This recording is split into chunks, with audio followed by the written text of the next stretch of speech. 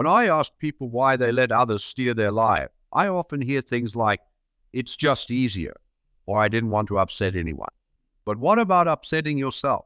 What about betraying your own sense of who you are? Isn't that a heavier price to pay? You may think you're just being agreeable, but in reality, you're silencing your own voice, your own desires. You're handing over the reins of your life piece by piece until one day you wake up wondering whose life you're actually living. But imagine yourself on a path. But every few steps, someone else comes in, nudging you left or right. After a while, you're no longer walking your own way. You're being pulled in so many directions that you lose sight of where you even wanted to go in the first place. And at that point, who's in control? Not you. Not really. So, what's the solution? It's not about disregarding everyone's advice or shutting people out. No, it's about listening to your own voice, weighing your choices based on what aligns with your truth. It's about standing firm, not out of stubbornness, but out of a deep sense of respect for yourself. When others speak louder, learn to speak up, not to them, but to yourself. Learn to say, I hear you, but this is my choice. This is my life.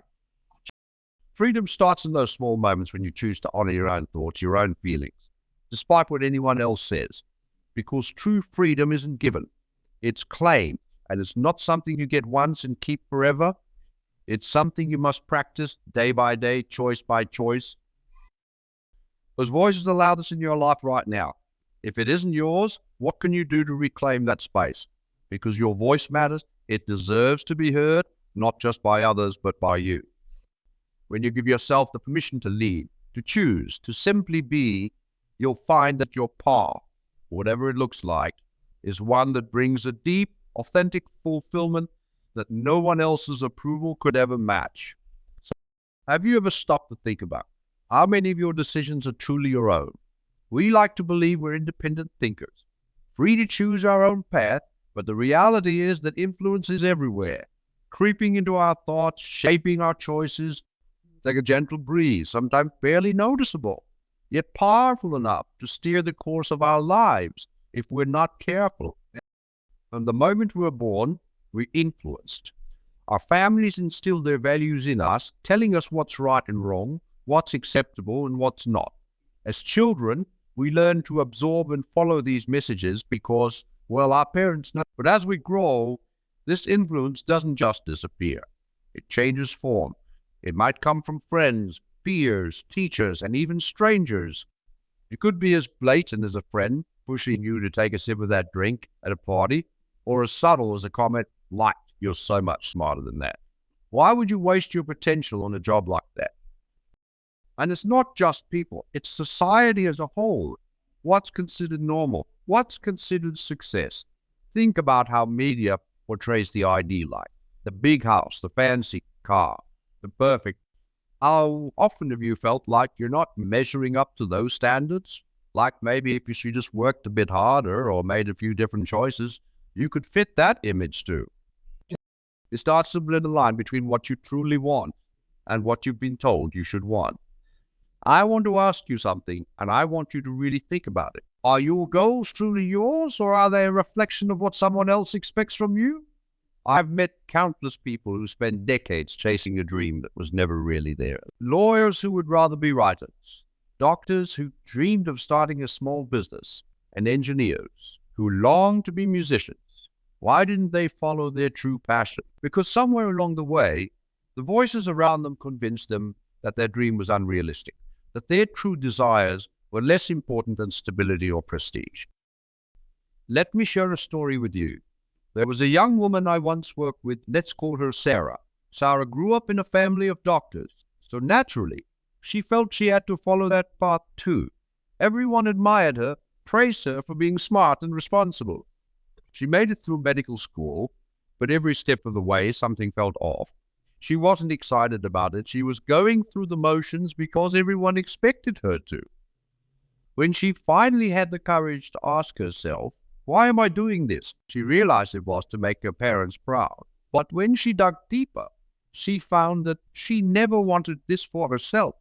She was passionate about photography, something her family dismissed as a hobby. What happened next? It took a lot of courage, but she decided to pivot. She left her medical career behind and pursued photography full time. It wasn't easy and it didn't happen overnight, but she's happy now. She feels alive and connected to what she does every single day. And here's the best part. Her family, who once doubted her decision, now sees the joy she radiates and they support her fully. The point is, influence doesn't just shape our actions. It shapes our perception of what's possible. It molds the framework within which we see our lives. And it happens so quietly, so naturally, that most of us don't even realize it. We accept it as the way things are without questioning it. Think about the goals you've set for yourself. Are they genuinely what you want? Or are they what society has told you will make you happy? You see, influence is like a pair of tinted glasses. You put them on and suddenly everything looks a certain shade, but you forget you're wearing them. What you see becomes your reality. That's why it's so important to pause and take those glasses off every now and then. Is this belief mine, or did I inherit it? Does this goal excite me, or does it just sound good on paper? It's not always easy to recognize when you're being influenced, especially when it's coming from people you love or respect. You don't want to disappoint them. You don't want to be the odd one out. But here's the thing. Being aware of these influences is the first step to regaining control over your own life. When you become conscious of who or what is shaping your thoughts, you give yourself a chance to question it, to say, wait, is this really what I want? And that's powerful.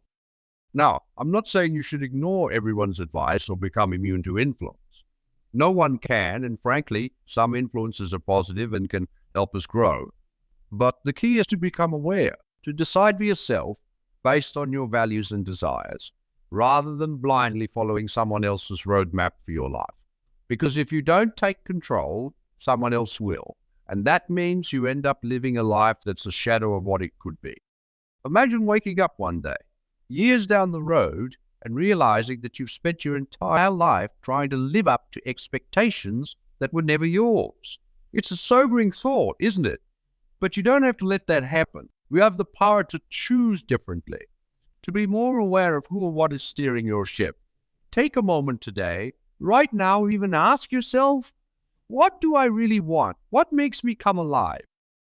You owe it to yourself to honor that answer, whatever it may be. Because at the end of the day, the only one who can truly define what your life should look like is you. And when you take back that power, when you decide to live according to your own truth, there's no force strong enough to pull you off course. So I encourage you to start small. Notice where you feel pressure to act a certain way, or where you sense you're holding back because you're afraid of what others might think. Begin to recognize those influences. Awareness is the first step, but it's a step that can lead to profound change. Have you ever felt certain that you were in control, only to look back and realize that you were actually being influenced by things you hadn't even noticed? There's a concept called the illusion of control. It's the belief that we're making our own choices, that we're the ones in charge. But so often that sense of control is just an illusion, something we convince ourselves of while subtle forces steer us in directions we might not have chosen if. Think about social media, for instance. Platforms like Instagram, Facebook, and TikTok were designed to connect us, but they're also masters at subtly guiding our behavior. When was the last time you scrolled through your feed and suddenly felt the need to buy something you hadn't thought of 5 minutes before? Or maybe you decided to post a picture, not because you genuinely wanted to share a moment, but because you noticed everyone else sharing theirs and didn't want to feel left out. You might think, that's just a small thing. It's not really influencing me, but these small things add up. They nudge us towards certain thoughts, feelings, and actions, all the while giving us the impression that we're the ones making the choice. And then there's FOMO, the fear of missing out. It's become so common that we almost treat it as normal. You see your friends posting pictures at a party and suddenly you feel like maybe you should be there too. You see people raving about the latest tech gadget and you start wondering if your current phone is outdated. You see posts about people starting new projects or businesses, and even if you were content before, you start questioning whether you're doing enough with your life. Or are these thoughts genuinely yours? Or are they just reactions to the cues you're being fed? Let me give you an example. I once met a young man who was convinced that he was living life on his own terms. He prided himself on being a free spirit, someone who didn't follow the crowd. Yet, when we dug deeper, it turned out that many of his so-called independent choices were actually responses to trends he'd seen online. He dressed a certain way because it was the style he saw being liked and praised on social media. He bought books that were being hyped as must-reads by influencers, even though he didn't particularly enjoy them. He was, in many ways, being led by the very crowd he thought he was resisting. So when was the last time you made a decision that felt like it truly belonged to you? Not influenced by what your friends were doing, not shaped by what was trending, but something that arose from your own thoughts and desires? It's a tough question because influence is everywhere. It's in the way news is presented to us, the way products are marketed, the way success is defined. We live in a world where it's easy to believe we're free, even as we follow cues laid out for us by others. Recognizing this illusion of control is essential to breaking free from it. Because as long as you think you're the one steering the ship, you won't question the directions. You'll accept the course as your own, never realizing that you're simply being carried along by a current you didn't create. But when you start to see how these influences shape your thoughts and actions, you gain the power to pause, to question, to decide if this is truly the path you want to take. Let's look at another example. Trends in lifestyles. There's a growing wave of people touting minimalism, claiming it's the key to happiness.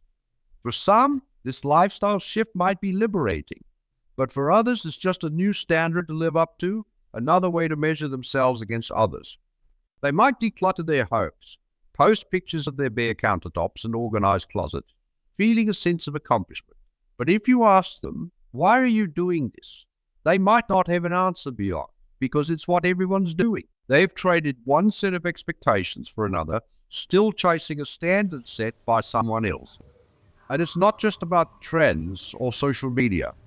Think about the decisions you make every day. Are you choosing your career because it excites you or because it's what's expected? Are you living in a certain city because it feels like home or because it's where you're supposed to be? Even the food you eat, the way you spend your free time, how much of it is shaped by what you've been told is right or wrong? The illusion of control is powerful because it's subtle. You don't notice it until you really start paying attention. It's like being in a car that's on autopilot. You think you're driving, but the car is following a preset route. It's only when you try to turn off that path that you realize just how little control you actually have. Awareness changes everything. Once you see the strings that are being pulled, you can decide whether you want to cut them. You can start questioning each decision, each thought that crosses your mind. Is this truly what I want, or is it something I've been led to believe I want? It takes courage to ask that question, and even more courage to act on the answer. Breaking free from the illusion of control doesn't mean rejecting everything you've ever been influenced by. It means becoming conscious of those influences and choosing for yourself what to keep and what to let go of. It means taking a step back and observing your own behavior, your own thoughts, almost like you're watching yourself from the outside. Why am I doing this? Why does this matter to me? Is this goal, this desire, coming from a place of authenticity, or is it just something I've absorbed from others?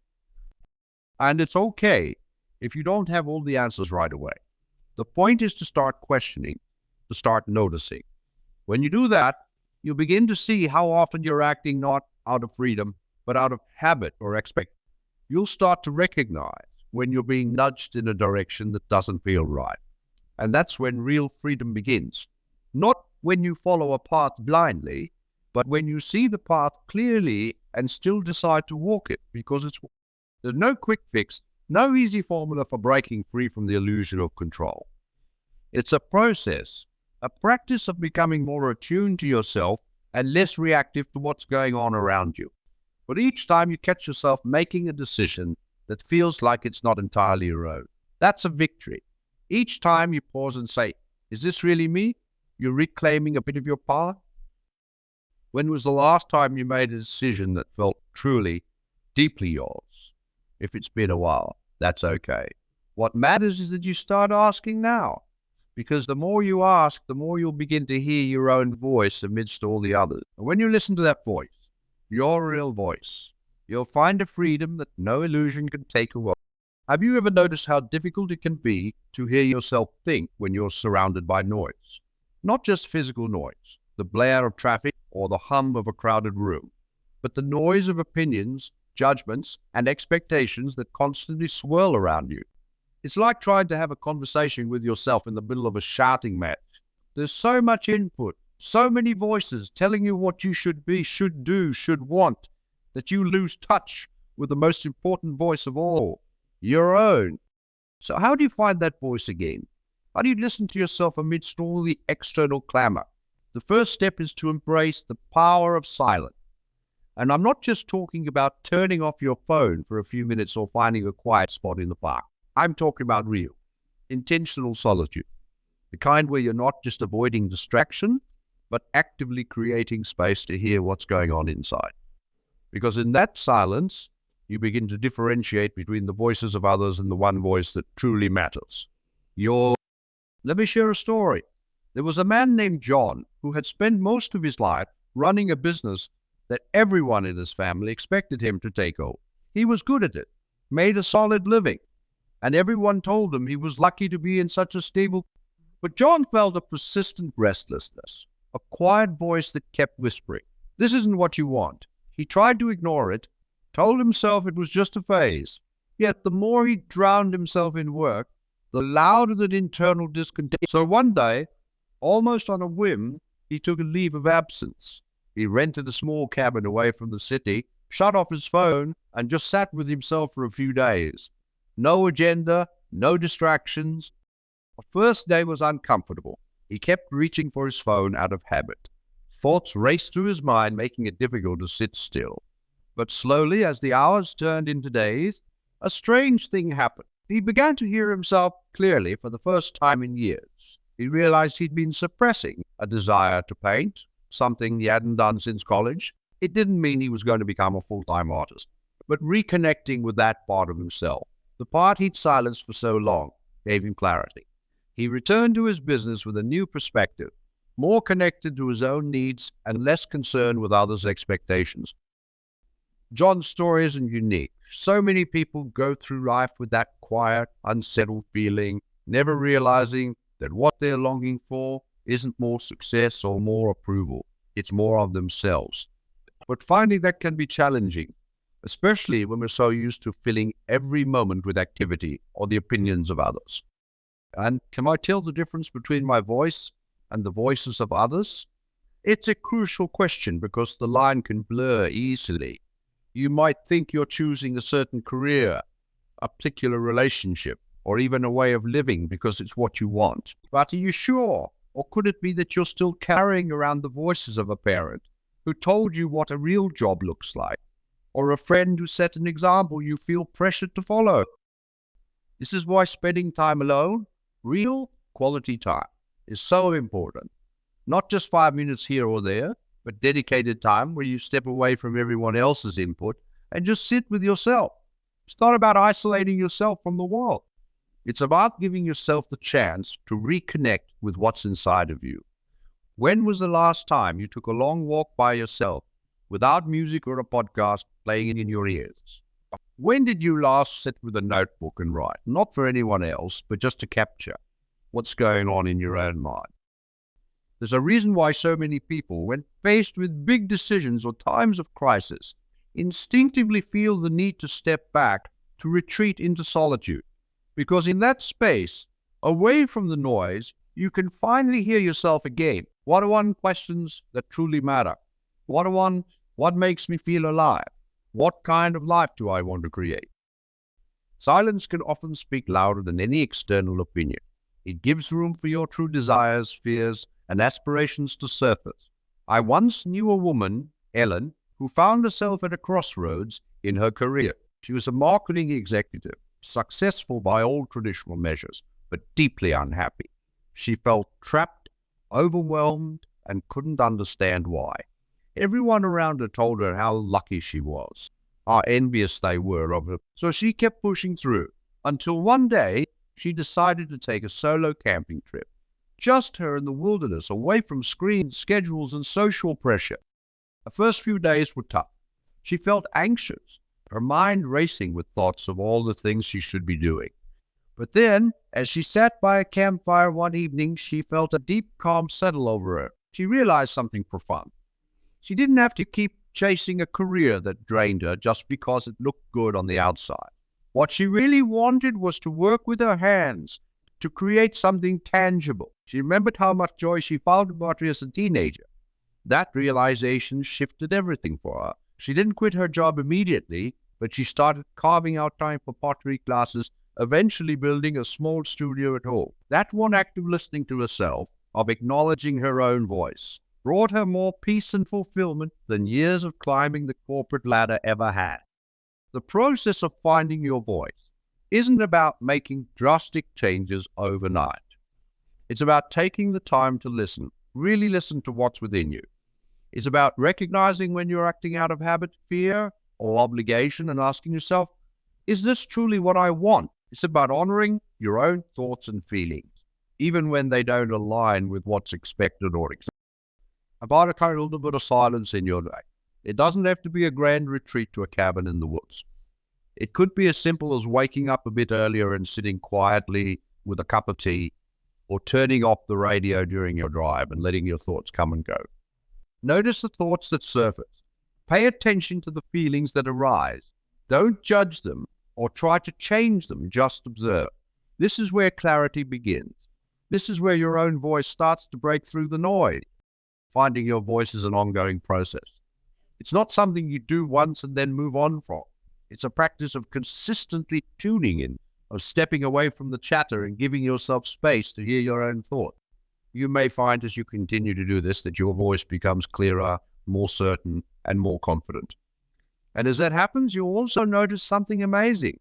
The more you listen to yourself, the less the opinions of others will sway you. So take that time. Give yourself the gift of your own presence. In a world that's constantly trying to pull you in 1,000 directions, learning to stay anchored in your own voice is perhaps the greatest freedom you can have. It's a natural instinct, wanting to be liked, to be accepted, to fit in. That twinge of fear when we're about to express an opinion, that's different. When we think about making a choice that others might not approve of, or when we consider following a dream that seems to go against the grain. This fear of judgment, of rejection, it's a powerful force. And it's often what leads us to let others control us, not because we can't make decisions on our own, but because we're terrified of what will happen if we step outside of the lines others have drawn for us. But ask yourself, what's really at stake when we let this fear take hold? Why do we care so much about the opinions of people who don't live our lives, who don't know the depth of our dreams or the reality of our struggles? We want to belong. We want to feel valued. But here's the catch. If we spend our entire life trying to fit into the mold others have set, we risk losing the most precious thing we have, ourselves. I think of some of the most admired figures in history. These are people who stood out, who faced harsh criticism and yet refused to bow to the pressure of fitting in. Look at someone like Galileo, who dared to say that the earth was not the center of the universe, even when the world condemned him for it. He wasn't praised at first. He was ridiculed, shunned, and even persecuted. Or take Martin Luther King Jr., who spoke out against injustice and faced not just criticism but threats and violence. He chose to continue speaking his truth despite knowing the danger. And then there's someone like Rowling, who was rejected by multiple publishers before Harry Potter became a household name. Imagine if she'd let those rejections stop her. What a loss that would have been, not just for her, but for all of us who found magic in her story. What do all these people have in common? It's not that they were fearless. Fear was very real for each of them. What set them apart was their decision to act in spite of that fear, to choose being true to themselves over being accepted. They knew that living authentically was worth more than the approval of others. Now, let's bring it back to you. Think about your own life for a moment. How many times have you held back because you were worried about what others might think? Maybe you wanted to pursue a different career, but someone close to you made a comment that it wasn't practical. Or maybe you've hesitated to voice your true opinion because you feared being judged? How many times have you dimmed your own light to make others feel comfortable? We're conditioned from a young age to believe that fitting in is the way to happiness. But think about it. Is it really? Would you rather live a life where you're constantly pleasing others, always worried about maintaining a facade that's acceptable? Or would you prefer to face judgment and live a life that's truly yours? A life where you can look back and say, I was true to myself no matter what. The reality is, people will judge you no matter what you do. You could follow every rule, meet every expectation, and still someone will find fault. So why let that fear dictate your choices? Why give others the power to decide what's right? Embracing discomfort, rejection, and criticism is not easy. But every time you do, you're strengthening your connection to yourself. You're proving that your voice matters more than the noise around you. Think of a time when you faced judgment or rejection. Maybe it was for something as simple as your taste in music or as significant as your choice of career. What did that feel like? Did it make you want to conform, to change, to hide that part of yourself? That's the power judgment can have when we're not careful. It makes us question our worth. But here's something to consider. Judgment is often a reflection of others' fears, not your own shortcomings. When people criticize, it's often because you're showing them something they're uncomfortable with. Maybe your courage to be different, your willingness to take risks, or your decision to stand by your values. So when you face judgment, see it as a sign that you're stepping into your own. See it as a sign that you're living authentically, that you're no longer willing to shrink yourself just to make others comfortable. Remember that every time you choose to stand up for yourself, to follow your own path, you're not just pushing through the fear of judgment. You're growing. You're becoming the person you were meant to be, the person only you can be. Think of someone like Steve Jobs. He was fired from his own company, the company he built from scratch, because he didn't fit the mold that the board wanted. Can you imagine the rejection, the judgment he must have felt? Or did he let that define him? No. He took that moment and turned it into an opportunity to reflect, to grow, and to come back stronger than ever. He faced judgment and rejection head on, and ultimately created something even more powerful. Or look at Oprah Winfrey. Early in her career, she was told that she wasn't fit for television. Imagine if she had let that judgment hold her back, if she had accepted others' opinions over her own. We wouldn't have the Oprah we know today, the one who broke barriers, challenged stereotypes, and built an empire based on authenticity and connection. The point is, every time you face judgment, you're at a crossroads. You can either let it push you back into a box where you're safe, but small, or you can use it as a reminder that you're stepping into your own, that you're living a life that's aligned with your truth. Sure, it's uncomfortable, it's painful even, but that discomfort is a sign of growth, of transformation. It's proof that you're no longer living for others, but for yourself. So next time you find yourself hesitating because you fear judgment, ask yourself, who am I really trying to please? And is the approval of others worth losing myself? More often than not, the answer will be no. The price of conforming, of silencing yourself to fit in, is far too high. Embrace the discomfort. Let rejection and judgment be your teachers, not your jailers. See each criticism as a step closer to finding your own strength, your own voice. After all, the world doesn't need more people who blend in. It needs people who are willing to stand up, who are brave enough to be themselves no matter what. That's where true freedom lies. Not in being liked by everyone, but in being fully, unapologetically yourself. Wouldn't you rather face judgment and live authentically than live a life that's a compromise, a watered-down version of who you truly are? When you start to live like this, you'll see that the people who judge and criticize aren't the ones who matter. The people who matter are the ones who are drawn to your authenticity, who respect your courage to be real, to step into that discomfort, face the judgment. Use it as fuel to go deeper into who you are, because the moment you decide that your own opinion matters more than anyone else, you reclaim your power. You start living not for them, for you. And that's a life worth living. You see, being true to yourself doesn't mean that you have to shut people out. It doesn't mean that you have to walk away from every relationship or live in isolation. In fact, one of the greatest strengths you can cultivate is learning how to be yourself, fully and authentically, while still maintaining meaningful connections with others. About striking a balance, a dance, if you will, where you honor your own truth without disregarding the value of healthy relationship. When you choose to set boundaries, you're not distancing yourself from others. You're inviting them to see and respect the real you. And in that space, genuine, fulfilling relationships can flourish. Boundaries aren't a rejection of others. They're an acceptance of yourself. Practice them with grace, with compassion, and with the confidence that you're worth protecting. Today, we've discussed how subtle influence can shape our lives, sometimes without us even realizing it. We talked about how peer pressure, societal norms, and even the expectations of those we love can gently nudge us away from our authentic self. But being aware of these influences is the first step to regaining control. When you recognize what's shaping your decisions, you're no longer a passive passenger in your own life. You become the driver, steering your choices in the direction that feels. And then there's the fear of judgment, of not being enough, of losing approval. But here's what I want you to take away. Fear only has as much power as you give it.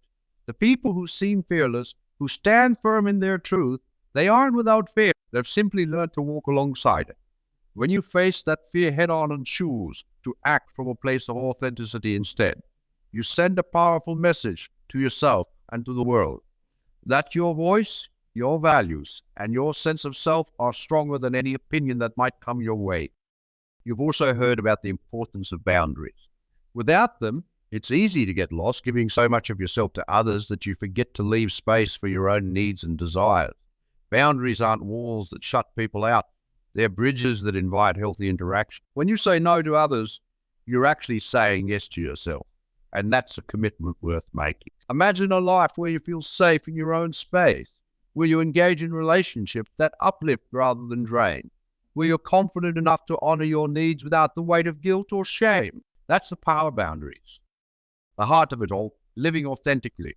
To live authentically is not about being perfect or having everything figured out. It's about making a conscious choice to listen to your own voice, even when it's just a whisper. It's about making decisions that resonate with who you are, not who others want you to be. Authenticity doesn't mean the absence of influence or the eradication of fear. It means recognizing these things and still choosing to honor yourself. So, as we come to a close, I want to leave you with a challenge. From this day forward, make one decision that is entirely your own, no matter how small it may say. Whether it's choosing to spend an evening alone when everyone expects you to be social, or voicing an opinion you've kept silent about. Let it be yours. Just yours, free from expectation, free from fear, free from... Take that small step and see how it feels. It might be a little uncomfortable at first, but that's okay. It's in those moments of discomfort that growth happens. With each decision you make, no matter how insignificant it may seem, you're taking one step closer to reclaiming yourself, because the truth is, you are not here to live a life dictated by others. You are here to live a life that is unmistakably yours. So, go ahead, take that first step. Make one choice that is entirely your own. And let that be the beginning of a life that reflects your true self, unshaken by the voices around you. Because the world needs you, not a reflection of everyone else's expectations.